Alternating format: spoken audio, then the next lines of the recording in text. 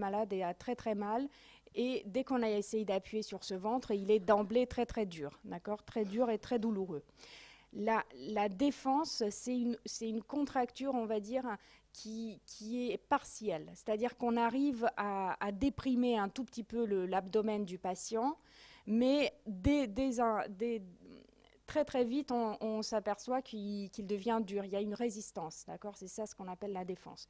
Donc la contracture, c'est vraiment une contraction d'emblée douloureuse et tout, de l'ensemble de l'abdomen. La défense, c'est une contracture partielle.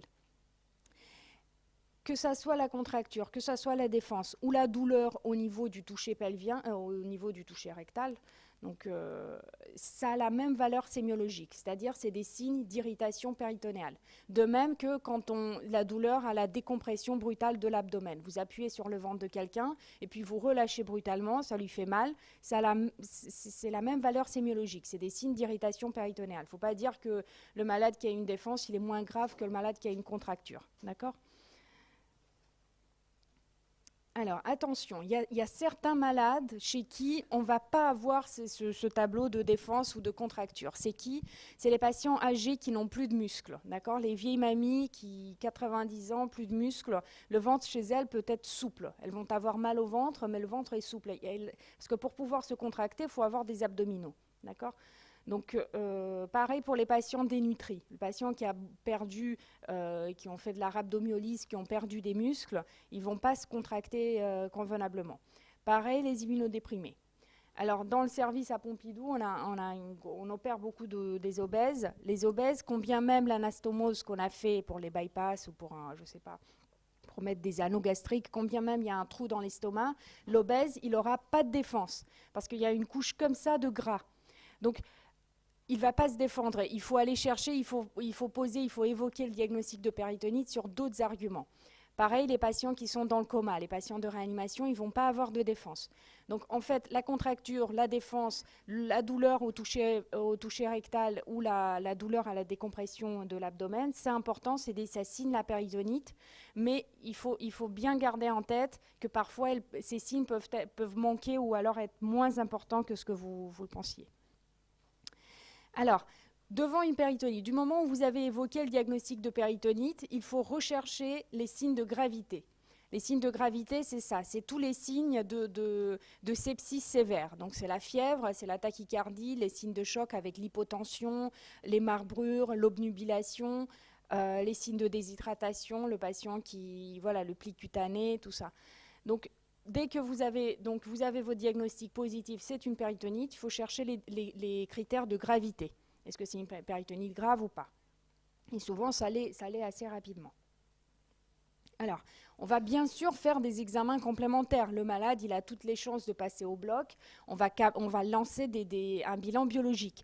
Mais on ne va pas se fier, c'est-à-dire c'est pas parce que le malade aura, ça c'est numération formule sanguine, c'est pas parce qu'il a 20 000 blancs que la péritonite je veux dire qu'on va attendre les 20 000 blancs pour dire ah oui, c'est bien une péritonite. La biologie, pareil, ça renseigne un peu sur la gravité et sur le retentissement de la péritonite. Ça, ce sont les examens d'imagerie. Alors, on a l'ASP et le scanner. L'ASP, c'est l'abdomen sans préparation. C'est une radio de thorax, de face, centrée sur les coupoles. C'est un examen qu'aux urgences, en fait, dans certains hôpitaux, les urgences ont pris le pari de faire l'ASP et la radiothorax de façon systématique chaque fois qu'un malade rentre pour douleur abdo ou douleur thoracique. D'accord ? Donc, ils le font un peu systématiquement sans réfléchir pourquoi ils la demandent. Donc, quand c'est fait, quand on fait un ASP, en cas de péritonite, il se peut qu'on ait du pneumopéritoine. Vous savez ce que c'est le pneumopéritoine ? Non? Oui. Voilà, c'est de l'air dans la cavité abdominale. Donc normalement, dans la cavité abdominale, on n'a pas d'air, d'accord? Quand on en a, c'est il provient forcément d'un organe creux. C'est souvent l'estomac, le duodénum, l'intestin ou le côlon. Donc, quand on voit du pneumopéritoine, l'air, je vais vous montrer juste après. Maintenant, hop. Donc ça, c'est une radio, ça c'est un ASP, donc c'est plutôt une radio de thorax de face centrée sur les coupoles, d'accord? Là, vous voyez la silhouette cardiaque. Hop. les clavicules, les poumons ici. Et là, vous voyez le diaphragme ici, qui est surélevé. Donc là, c'est le foie. Donc normalement, cet espace, il ne doit pas exister. Sur une radio normale, cet espace, il n'existe pas. Le foie, il est juste en dessous de la coupole diaphragmatique. D'accord? Là, c'est l'estomac. Ça, c'est pas un croissant. Non, c'est l'angle gauche du côlon, pardon. Donc ça, c'est pas normal. Mais c'est là qu'on regarde le pneumopéritoine, au-dessus du foie. Donc quand il est là, c'est que ça provient d'une perforation d'un organe creux. D'accord? Toutes les péritonites ne donnent pas de pneumopéritoine. D'accord? Il y a des péritonites sans pneumopéritoine. Mais du moment où vous avez un pneumopéritoine, c'est un signe d'une perforation digestive. D'accord? Donc ça, c'est important, le pneumopéritoine. Bon, maintenant, la plupart des hôpitaux ont un scanner sur place. Donc souvent, on passera directement à la case scanner pour évaluer d'une part le retentissement de cette péritonite et d'avoir une idée de l'organe qui est perforé. Parce que le pneumopéritoine, ça peut être aussi une perforation d'ulcère, mais ça peut aussi être un malade qui a un cancer du côlon. Tout à l'amont est dilaté, c'est perforé, ça donnera la même image. C'est-à-dire l'ASP, ça renseigne sur l'existence d'une perforation digestive, mais pas sur l'origine de cette perforation. Là, vous avez une coupe de scanner axiale. Donc là, vous avez le foie ici. Hop. Là, vous avez l'estomac. Ça, c'est de l'air dans l'estomac. Ça, c'est tout à fait normal. Le malade a bouffé un peu. Donc là, c'est de la bouffe dans l'estomac. Hop. Là, c'est le rein. Et là, c'est la rate. Alors, vous voyez, là, l'air, c'est noir au scanner. Donc ça, c'est un scanner sans injection de produits de contraste. Comme je vous disais, ces malades ont souvent une insuffisance rénale fonctionnelle. Donc, si la créate n'est pas bonne, il n'y a pas besoin d'injecter pour une péritonite. Il n'y a pas besoin de faire un scanner avec injection de produits de contraste. L'injection de produits de contraste, ça renseigne sur la viabilité des anses ou du tube digestif. On fait souvent quand on suspecte un infarctus, quand on veut savoir si les anses se rehaussent bien en cas d'occlusion, s'il y a du flux qui passe, du flux sanguin qui passe. Là, pour une péritonite, pour savoir s'il y a de l'air, on n'a pas besoin d'injecter. Donc tout ça, c'est pas normal. Ça, c'est du pneumopéritoine qui est assez massif, qui est important, qui est juste au-dessus du foie. D'accord? Là, c'est juste une coupe, donc on voit juste le pneumopéritoine. On ne sait toujours pas si c'est l'estomac ou pas. Alors, donc là, hop, vous faites attention avant d'injecter. Donc, les scanners, vous les faites d'abord sans injection de produit de contraste et avec injection si la fonction rénale le permet. Donc, les étiologies les plus fréquentes par perforation d'organes digestifs, c'est l'estomac avec la perforation d'ulcère, le côlon avec les sigmoïdites ou le cancer en occlusion qui va perforer au-dessus, ou l'appendice. Donc là, c'est assez important parce que vous allez voir des dossiers, il y a beaucoup de dossiers avec perforation d'ulcère. C'est facile à faire. C'est des cas assez typiques. Hein. Ça a l'air simple comme ça, mais c'est vraiment ça ce qui se passe aux urgences aussi. C'est souvent des gens très jeunes. Ils n'ont pas d'antécédents particuliers en fait. Parfois, ils ont même été opérés de l'appendice. Donc, si vous regardez à l'inspection, vous recherchez toujours une cicatrice au McBurney, au point de McBurney, ou des cicatrices de Seyo. Donc, pas trop d'antécédents. Des histoires d'ulcères connus, ou alors des prises d'AINS récentes ou des prises d'aspirine assez récentes. Et surtout, une histoire qui débute très, très, très brutalement. Le malade, il vous donne l'heure, il vous dit, voilà, ça a commencé il y a 2 heures, ça a commencé à 4 heures moins le quart cette nuit. C'est pas une douleur qui est progressive, ça commence pas il y a 3 jours, ça a commencé d'emblée. Avant, il n'y avait rien et tout d'un coup, il a mal au ventre. Donc la douleur, elle est très brutale. Et surtout, son siège maximal se situe en épigastrique. D'accord. Après, elle diffuse rapidement parce que vous imaginez bien le liquide gastrique quand il se déverse, il est très corrosif. Donc cette péritonite, si on la laisse traîner, le patient aura très très vite mal partout. Mais d'emblée, donc c'est très très important en épigastrique. Souvent, il y a une irradiation scapulaire. Et ce qui est très important dans la sémiologie de cette douleur, c'est qu'au tout début, jusqu'à 4 à 6 heures, il n'y a pas de fièvre. Cette péritonite, ce n'est pas les signes septiques qui sont au premier plan, mais c'est vraiment le tableau de douleur très importante, très vive, chez quelqu'un qui n'a aucun antécédent, qui a peut-être pris des INS, qui a peut-être des antécédents de douleurs ulcéreuses, et qui a priori est un patient jeune. Donc pas de fièvre. Donc vous allez l'examiner, vous allez trouver souvent une défense en épigastrique, d'accord. À l'ASP, vous allez trouver, à l'ASP ou au scanner, vous allez trouver ce pneumopéritoine, d'accord. C'est obligé. Une perforation d'ulcère gastrique ou duodénal, il y a forcément du pneumopéritoine. Vous allez regarder les cicatrices parce que ça va vous réconforter dans votre diagnostic si le malade a par exemple déjà été opéré de son appendice. Donc voilà. Ça c'est assez typique comme tableau, il faut tout avoir en tête. Alors, la péritonite appendiculaire, c'est quoi? C'est souvent aussi des gens jeunes. Donc vous savez que les pics d'appendicite, c'est soit le jeune enfant, 7-8 ans, soit le jeune adulte.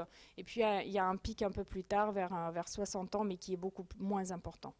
Donc souvent, c'est des gens jeunes. La douleur, elle est en fosse iliaque droite. D'accord.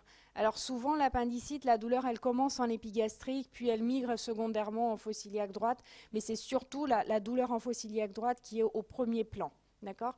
Et cette fois-ci, on a des signes infectieux qui sont d'emblée. C'est-à-dire le malade, il frissonne, il a de la fièvre, il est tachycarde, il est pas bien.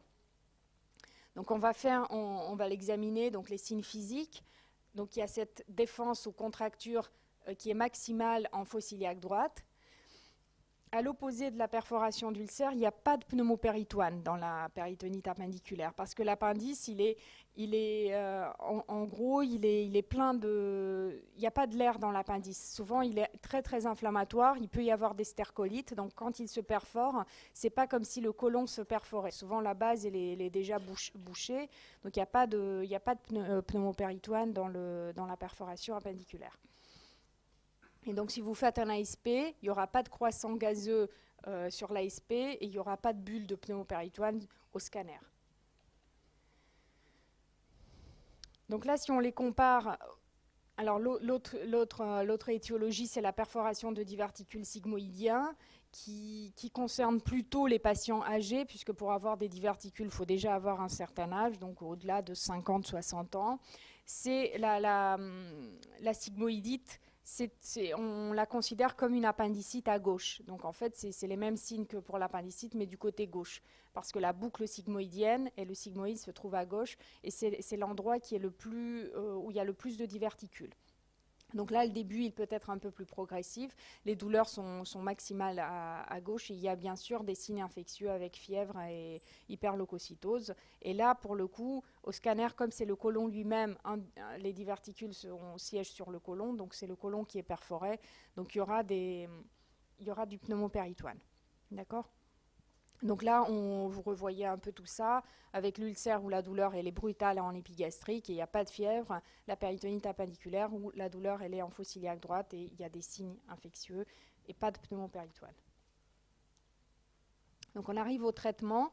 Donc le traitement de toute péritonite, il est urgent. Donc c'est une urgence médico-chirurgicale parce que forcément, il y a des mesures médicales qu'il va falloir mettre en place assez rapidement pour stabiliser le malade. D'accord. Donc dès que vous suspectez une péritonite, dès que vous examinez un ventre où il y a une défense localisée à un cadran ou une contracture généralisée ou une douleur, un signe d'irritation péritonéale, la douleur à la décompression brutale, vous piquez tout de suite, vous demandez à l'infirmière de faire une numération formule sanguine pour évaluer le retentissement de cette péritonite, la gravité, une hémostase parce que votre malade, vous allez très probablement l'opérer, un groupe pour les mêmes raisons, pour la chirurgie, un ionogramme avec une créate pour le retentissement, pour connaître la fonction rénale, et souvent il y a des troubles hydroélectrolytiques, donc pour pouvoir les corriger, et surtout, le très très très important, c'est les hémocultures, aérobie et anaérobie. Vous faites des hémocultures parce que ces malades, les hémocultures doivent être vraiment un réflexe systématique. Dès que le malade se présente aux urgences avec fièvre, vous faites des hémocultures, d'accord ? souvent, le mieux, c'est de les faire au moment du pic fébrile, mais même s'il ne décharge pas à ce moment-là, c'est-à-dire il n'a pas de fièvre et il ne frissonne pas, vous faites quand même plusieurs séries d'hémoculture pour essayer d'isoler un germe. D'accord ? Donc après, ce sont vraiment des mesures de réanimation. Donc il faut une voie veineuse de bon calibre. Souvent aux urgences, vous allez voir, les malades restent sur un brancard avec des tout petits cathlons, des toutes petites voies veineuses. On ne peut même pas passer un litre de sérum Phi en débit libre parce qu'elles tiennent pas, elles sont pas de bonne qualité. Donc le malade doit être perfusé avec des bons tuyaux. Et donc tout ça, il faut corriger, donc il faut souvent les remplir. Donc on remplit avec du sérum physiologique, avec des cristalloïdes, voire des colloïdes, voire quand le patient est en choc, de la noradrénaline. D'accord ? On corrige les troubles hydroélectrolytiques, donc on corrige en gros souvent l'hyperkaliémie, l'insuffisance rénale, tout ça. On débute des antibiotiques probabilistes. Tout de suite, dès que vous voyez le malade, on va débuter des antibiotiques à large spectre. Souvent, c'est de l'augmentin avec plus ou moins un aminoside en cas de signe de choc.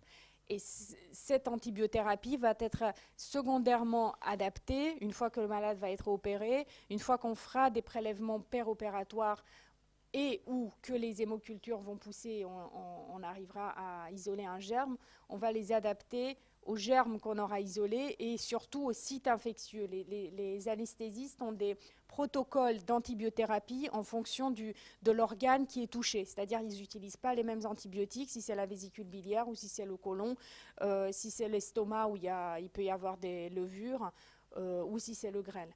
Donc voilà, tout ça, c'est important de réadapter l'antibiogramme aux germes isolés. Donc après, pour ces péritonites secondaires, on va devoir opérer le malade. Donc la voie d'abord qu'on va utiliser, c'est souvent une incision médiane. Donc on ne va pas se poser, on se pose pas des questions, est-ce qu'on fait une voie sous-costale ou pas. On fait souvent des médianes qui sont assez importantes, des xiphopubiennes. Il y a un certain...